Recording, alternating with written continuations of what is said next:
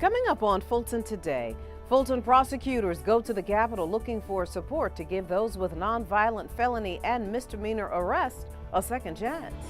As lawmakers continue to discuss the future of the state's electronic voting machines, Fulton's Board of Registration and Elections mapped out the county's plan of action for next month's special election. I'm Brian Robinson, and I'll have more on this story coming up. And Fulton professionals are thanked for their part in making Super Bowl 53 a super success. That and much more starts right now on Fulton Today.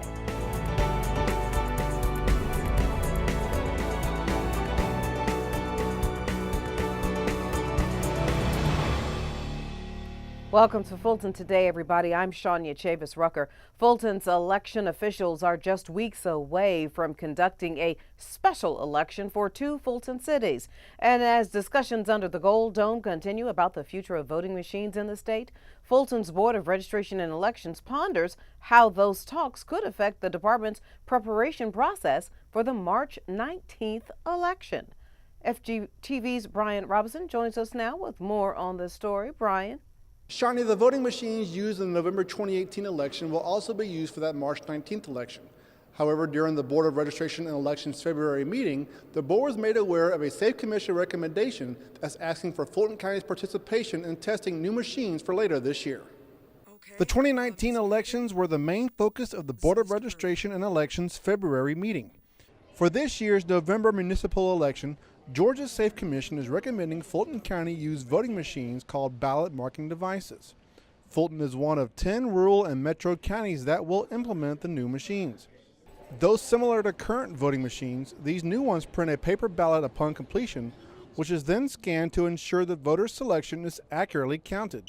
There's going to be a requirement in the RFP that the vendor is ready to supply these 10 counties. I don't know who the other counties are, but they supply those counties with the necessary equipment to run their November election. The board was not prepared to comment on the Safe Commission's recommendation, but was pleased to hear how the new equipment would be funded. Once this purchase has been made, we'll look at it. I think the state is going to try to fully fund all of the counties at the levels they're currently at, and we have given them an inventory of what we have. So if they fund it at that level, we should be pretty good at that point. If the system is a success, it would be used statewide in next year's presidential preference primary. Now, it was also revealed during the Board of Registration and Elections meeting that the Department of Registration and Elections set a new January record for voter registration applications received. Reporting for FGTV, I'm Brian Robinson. Thank you, Brian. Meanwhile, Fulton's legal team is looking to give more Georgians a fresh start.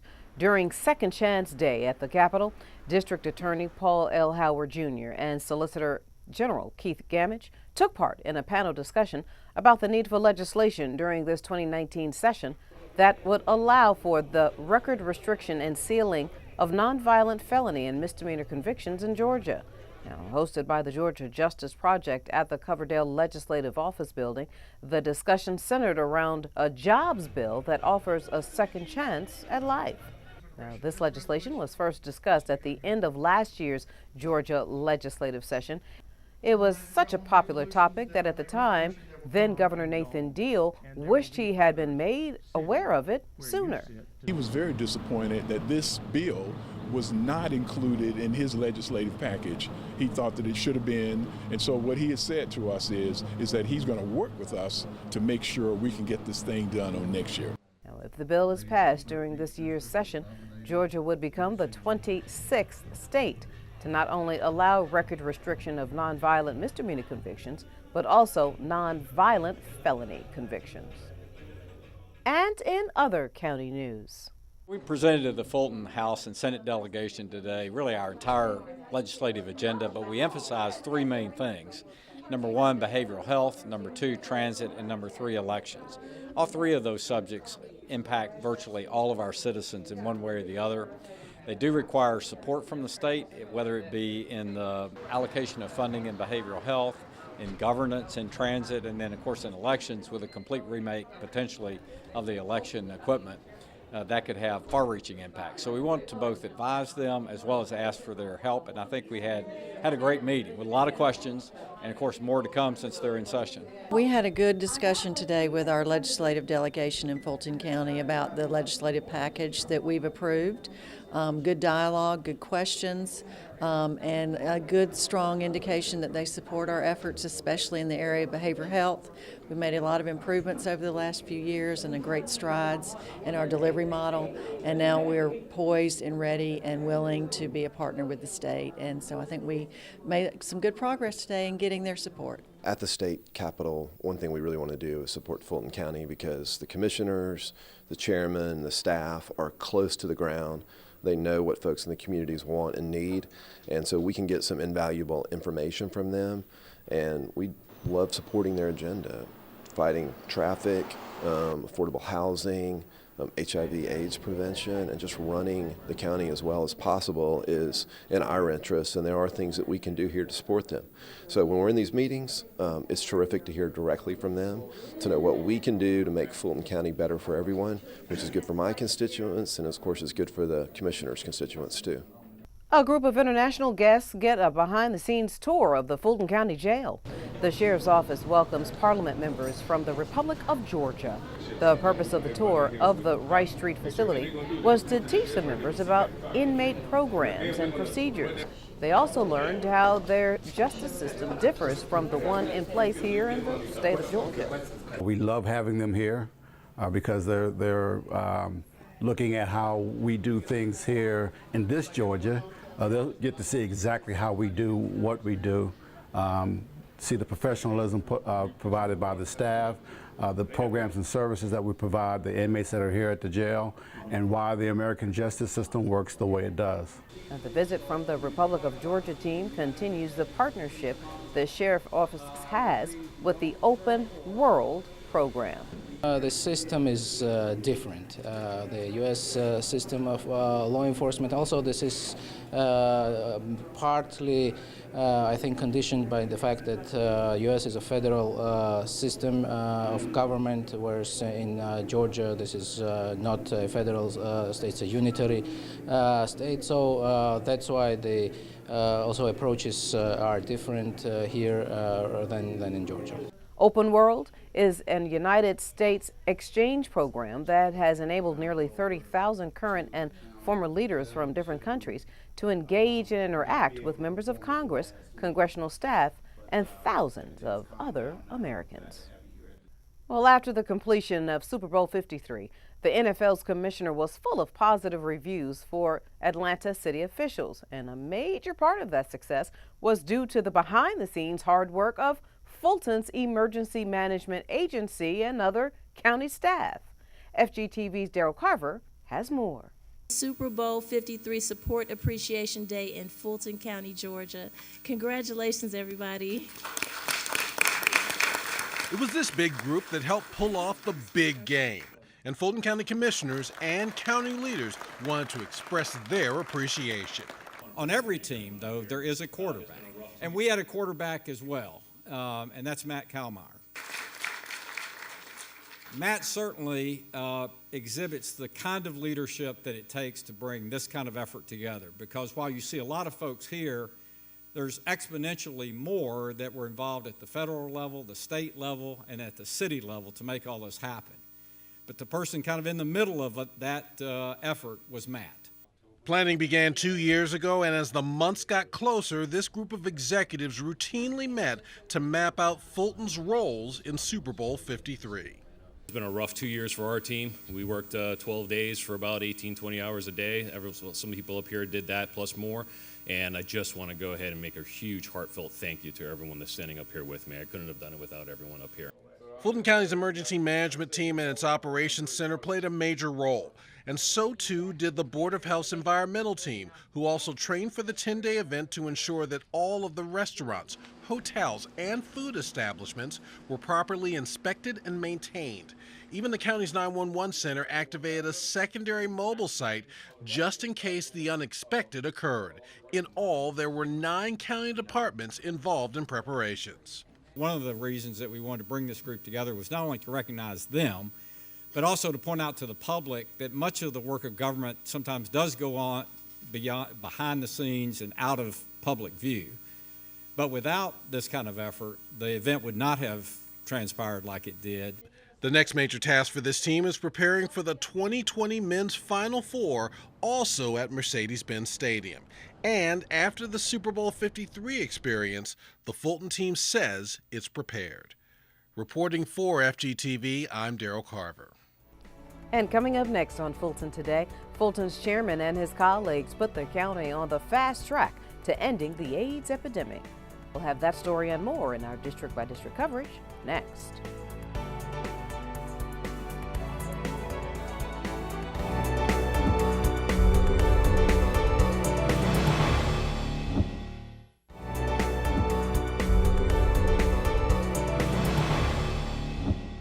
One Fulton commissioner gets the support of his board colleagues for ending the AIDS epidemic initiative, and another celebrates with graduates of the county's Behavioral Health Treatment Court. Here's this week's district-by-district coverage. We begin with Chairman Rob Pitts, who is leading the county effort in a new global HIV/AIDS initiative. With the approval of his board colleagues, Fulton is now officially signing on to the Fast Track Cities Ending the AIDS Epidemic Agreement. Now, as we recently mentioned, the at-large commissioner traveled to London for the AIDS-Free Cities Global Forum. While there, he joined the city of Atlanta in a joint effort to reduce the rate of new HIV infections in the capital city by signing this Paris Declaration. He and his board colleagues made it an official county initiative by approving a resolution. Here in Fulton County and the state of Georgia, it's really at epidemic proportions. We've made great strides in the past, and I think we're poised to do even more going forward. But we have to redouble our efforts to combat this, what has been a sort of a black mark on Atlanta and Fulton County. Now, as a part of the resolution, commissioners request that the Fulton County Board of Health and the Ryan White Department work with community partners to meet the goals of the Fast Track Cities Ending the AIDS Epidemic Initiative, including continue working to exceed the United Nations 90-90-90 HIV targets, which ensure that 90% of people living with HIV know their status, 90% of people with diagnosed HIV are on treatment, and 90% of people on treatment have suppressed viral loads. Now, the major goal is to end new HIV infections by 2030. Fulton's vice chairman is reminding property owners about the tax relief benefits available this year. Seniors 65 and older, regardless of income, are now eligible for a senior homestead exemption that increases their base exemption from $30,000 to $50,000. But it's really important for you to know that you have to file for these by April 1st. If you don't meet that deadline, you don't get them until you file for them the next year. The new increased homestead exemption for Fulton County taxes for folks over 65 does require an application because the tax commissioner doesn't know how old you are. So you have to go down and file for that one and do that by April 1st. Now, the relief came as a result of voters approving a series of new homestead exemptions during the November 2018 election. Once again, the deadline to apply for all homestead and special exemptions is April 1st. District 4 Commissioner Natalie Hall congratulates the newest group of county residents to successfully transition out of the Fulton's Behavioral Health Treatment Court program. The Superior Court Accountability Court program gives one-time defendants a second chance at life. Just to hear what people go through in life and see the transformation of their lives through this program is just tremendous. And one thing that you may not know is once you come through this program, you are someone that another person who enters this program will actually look up to. They will look to you for direction. They'll look at you as someone who has successfully completed this program, and you'll actually become that person that they can say, okay, if that person can make it, so can I. This was the winter transition ceremony of the Behavioral Health Treatment Court program. We'll have much more later in the show.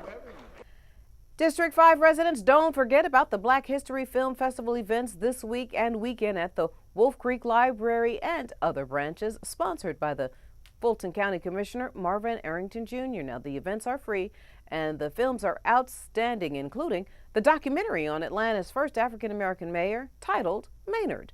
Now, you can check out the District 5 website to get details and to RSVP. And still to come on Fulton Today, seniors learn how showing their heart some love can improve their overall heart health. Stay with us.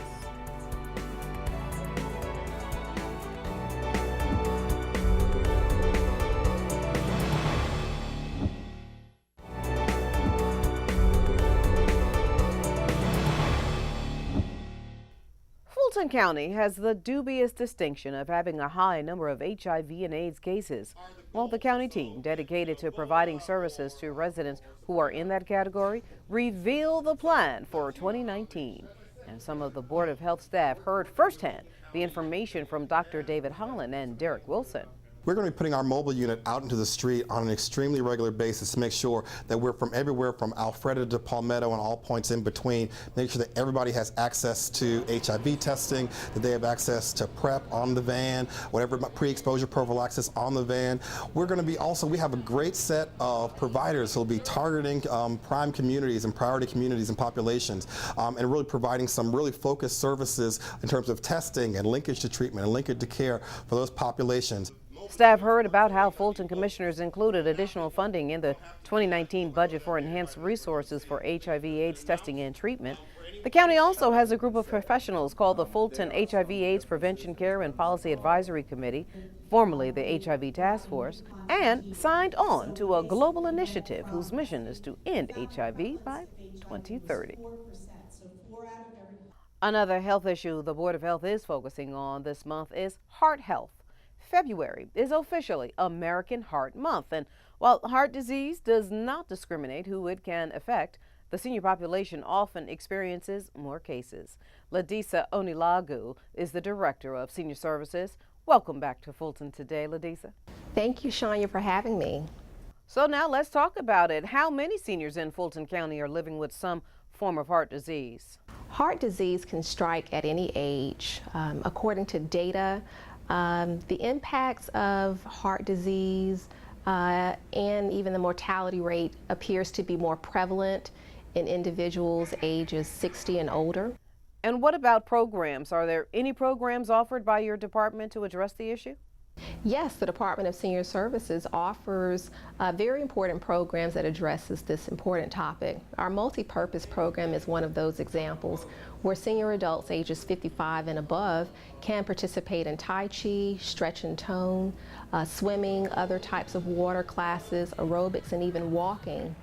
These are important course offerings that are available and can address the issues that seniors face in terms of heart health. And Ladisa, how does the multi-purpose fitness program identify what activities work best with improving heart health? The multi-purpose fitness program is administered through our senior service instructors. These are skilled individuals who have very good relationships with our customers and understand what their needs are in terms of fitness goals. Our instructors have dialogues with our customers to determine where their levels are in terms of high blood pressure, cholesterol, and so their classes are tailored to meet those goals for the customers. We also offer a holistic approach from our nutritional program and meet frequently with our team of chefs who have site council visits with participants at the multi-purpose facilities to get feedback on the types of foods and nutritional content that's needed in their daily meals provided through our facilities. And so what are some of the seniors saying? That's a great question. I just had a conversation with one of our participants at the HJC Bowden facility last week. This gentleman doesn't even take our health and fitness classes. He attends Open Gym, which is another offering we provide to seniors who want to come in and out of our facilities based on their schedules. So he comes every day and looks forward to taking advantage of the exercise equipment, the trainer that we have on staff to achieve his healthy aging goals. And he shared with me how important it is for his health. And your final thoughts, Ladisa? I encourage all of our senior residents in Fulton County to visit their primary doctor to obtain a heart health screening on an annual basis. And for more information about any types of classes that we offer through multipurpose or our neighborhood senior centers or even educational workshops, please call our STAR line at 404-613-6000. Always great information. Ladisa, thank you so much for your time. Thank you for having me today. More now on a story we told you about earlier in the show. Fulton is celebrating residents who successfully completed a behavioral health accountability court program. Rather than do significant time behind bars following their nonviolent arrest, these citizens went through a rigorous, structured Superior Court program to get their lives back on track. This was their official transition ceremony, giving them their second chance at freedom. It feels great. It feels like it's a blessing. It's a healthy blessing. It feels great. This program has meant to me giving me the skills to develop the foundation and just stability, discipline in my life that I needed desperately. Just the absolute, the cornerstone that I was missing. It was that I knew was missing for a long time, and this finally gave me the opportunity and strength to build that cornerstone into my life. It's a program that judges have embraced as well. If you really want to make your community safer, and if you want to put individuals in positions that they will never have to reoffend, you need support, you need treatment, we need medical attention, and that is the way to improve the safety of the community, not incarceration over and over and over again without treatment. So we started this in 2006, and it has grown and grown and grown, and it has been wildly successful. This was the winter ceremony of the Behavioral Health Treatment Court program. To learn more about all of the accountability court programs and the requirements, just contact the Superior Court of Fulton County. And up next on Fulton Today, men and women, young and old, shine together for an unforgettable experience. Stay with us.